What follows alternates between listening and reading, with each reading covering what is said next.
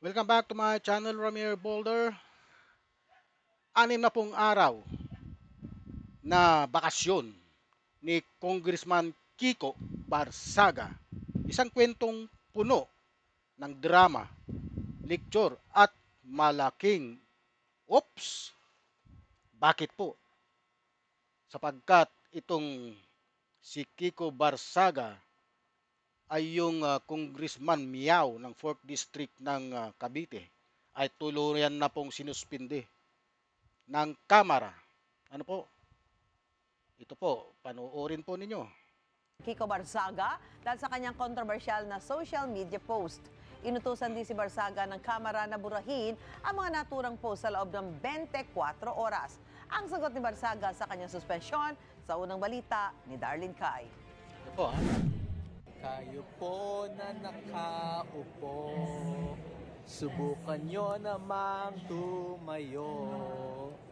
At baka mamyaw-meow-meow. Good afternoon.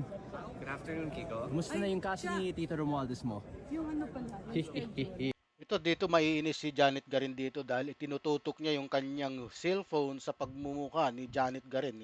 Oh, ayaw sumagot. Ayaw sumagot, natatakot. Huwag ganyan, boss. Huwag ganyan. Nakita nyo? Very unethical po yun. Ito ba'y gawain ng isang congressman?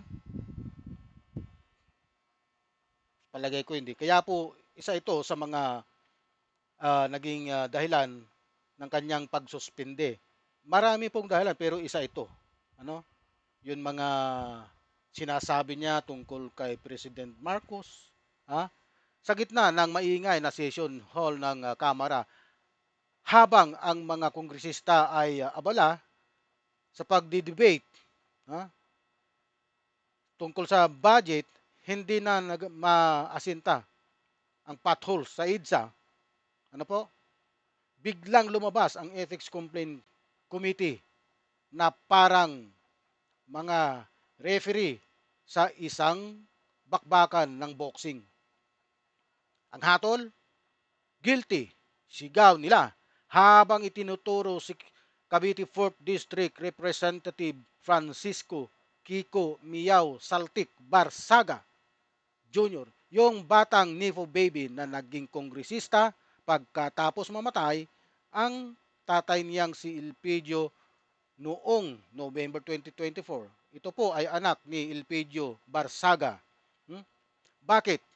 Dahil sa kanyang mga malikot na daliri sa Facebook na nagpost ng mga larawang parang galing sa isang masamang episode ng The Bold and the Beautiful meets the Philippine Politics.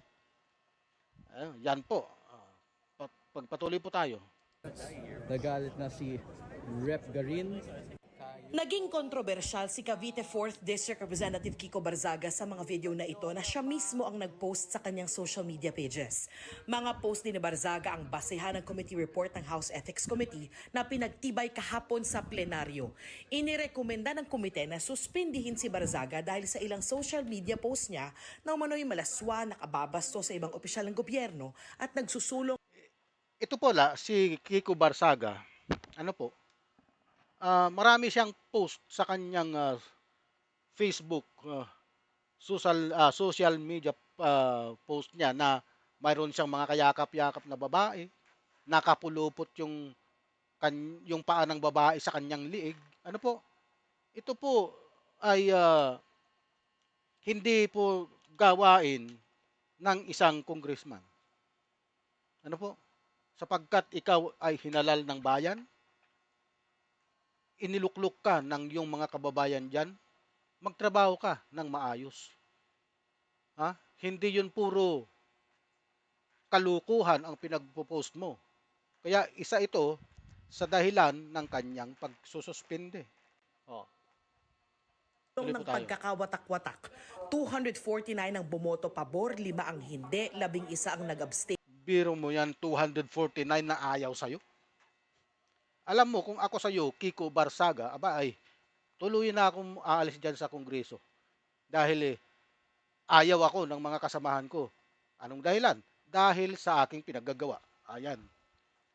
Yan ang consequences ng mga ginagawa mo. Ha? Ang dami mo pang kasalanan. Nandiyan na yung Philippine Coast Guard na ah, pinapa ano mo, tinitira mo, ano? May mga post ka kay BBM na hindi ka aya-ayang pakinggan. Ha? Okay 'yun. Freedom of speech 'yun. Pero may limit ang freedom of speech natin. Lalo na yung binibigyan mo ng komento yung presidente. 'Di ba? Alam mo naman 'yun eh.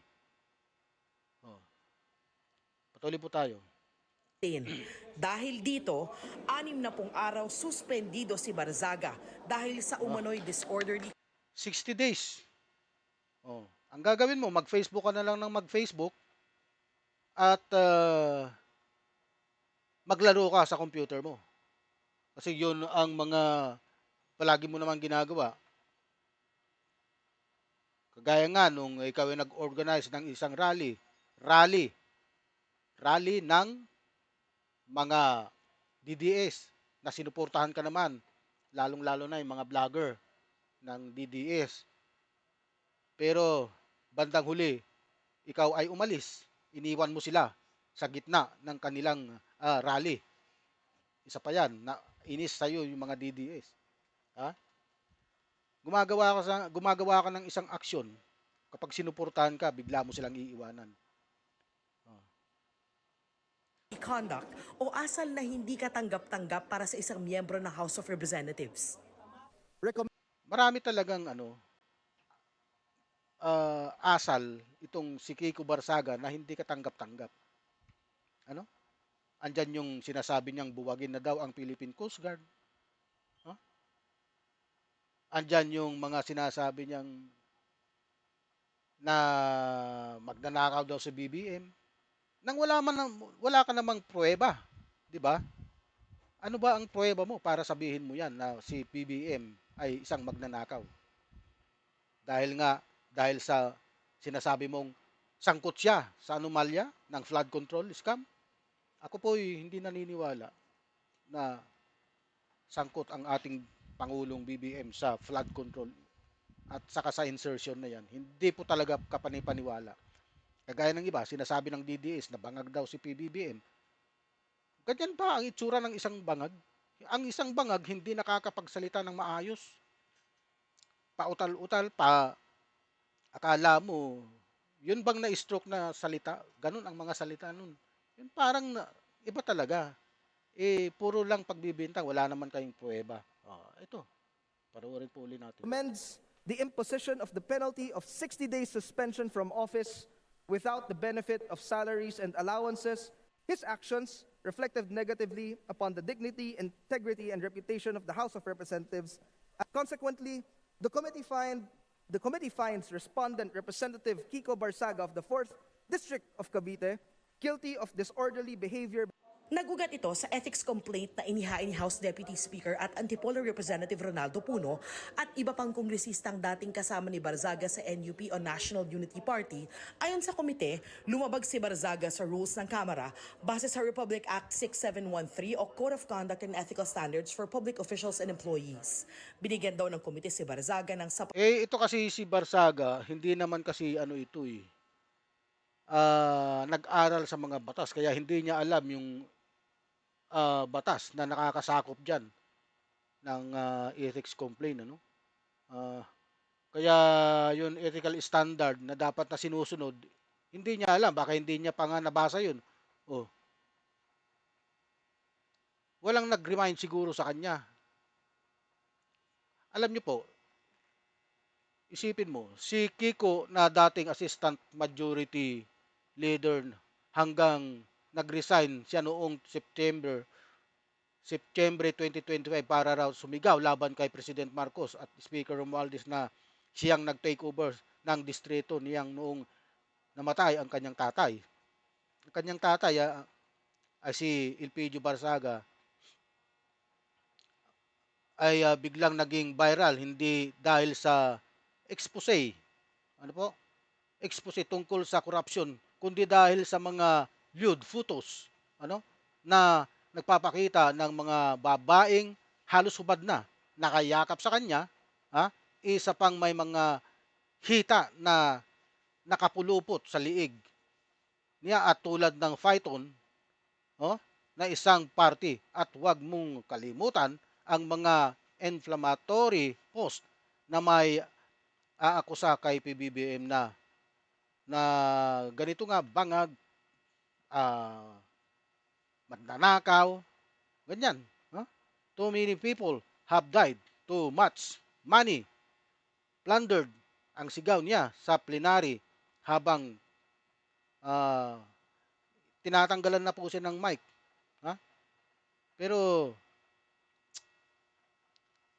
ngunit ang Kiko Barsaga na ito ay nagpapatuloy pa rin sa kanyang mga hindi katanggap-tanggap na komento. Dapat na pagkakataong tumugon at ipagtanggol ang kanyang sarili sa mga pagdinig ng komite. Pero ayaw nilang makipagtulungan ni Barzaga. Hindi sumipot si Barzaga sa unang pagdinig ng komite dahil abala raw siya sa paglalaro ng video games noong gabi bago ang pagdinig. Bago pagbotohan ng committee report sa Biro mo yan nga mga katwiran, abala siya pag lalaro ng video game.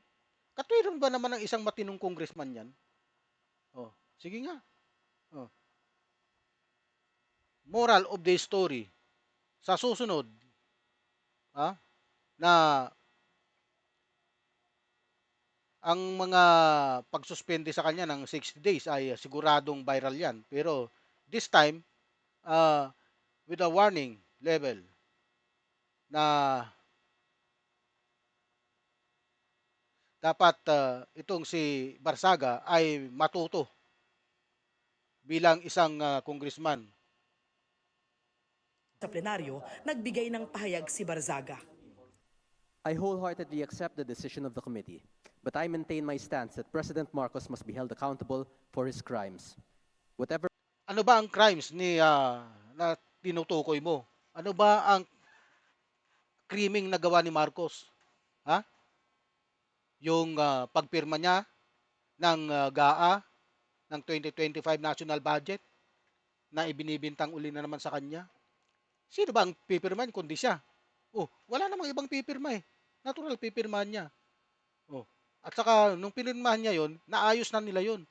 Mayroon na siyang bineto na 194 billion. Kasama na doon yung mga sinasabi nilang insertion na 100 billion. Nagpa-insert siya kanyo ng 100 billion. Bakit siya magbebeto ng 194 billion? Kung kanya yon. Kaya nga siya nagbito ng 194 billion dahil alam niyang hindi yun kasama. Napakasimpleng i-analyze yan. Sige. punishment may fall upon me and others who stand against this president who has lost his constitutional mandate of serving the Mr. people is Speaker, inconsequential point of in order. relation to the amounts of Meron lives ng point of and order. futures that will be saved. Ito ang sinasabi ko, yung nagsasalita ka, may magpo-point of order.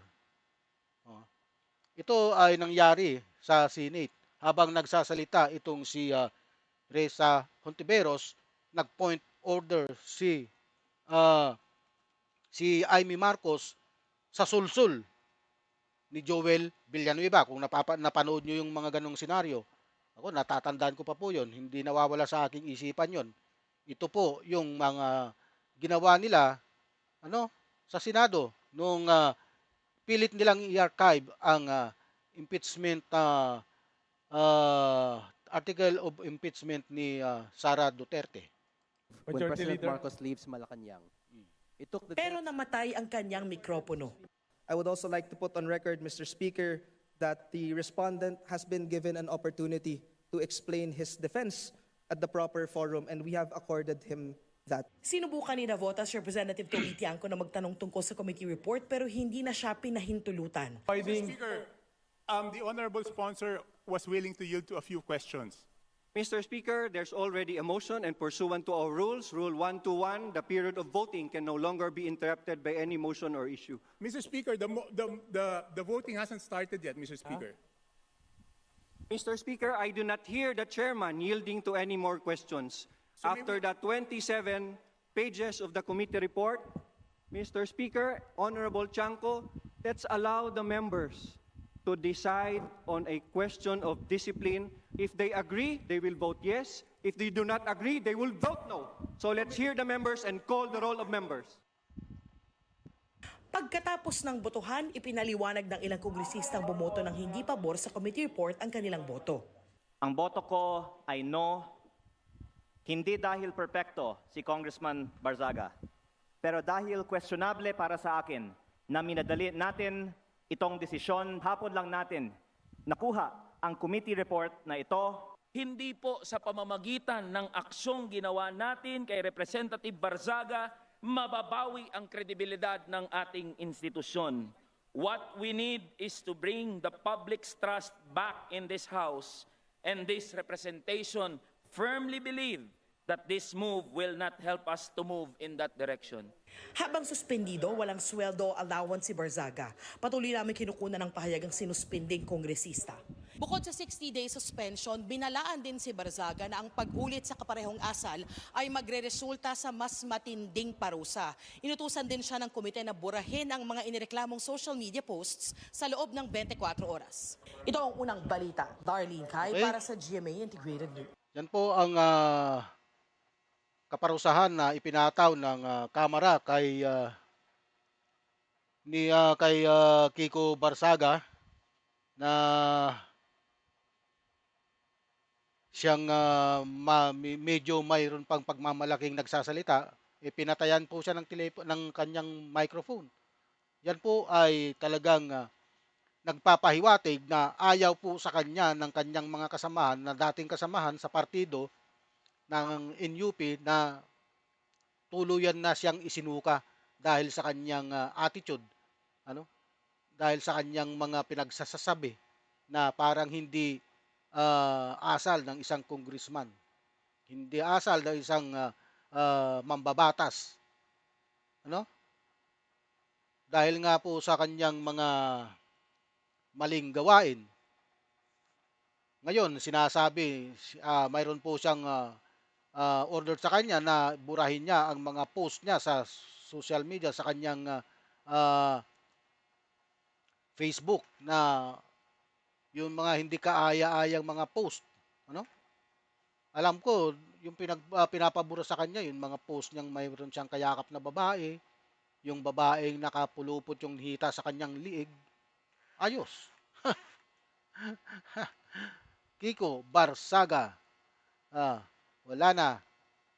Suspendido na. Walang allowance, walang sweldo. Mag-stay ka na lang sa Dasmariñas, Cavite. Kiko Saltik Barzaga. Okay. Marami pong salamat sa inyong pakikinig o sa inyong pagtunghay sa aking vlog. Huwag niyo pong kalimutan, Ramir Boulder, like, subscribe, and share. Pati na rin po sa aking Facebook page. Marami pong salamat.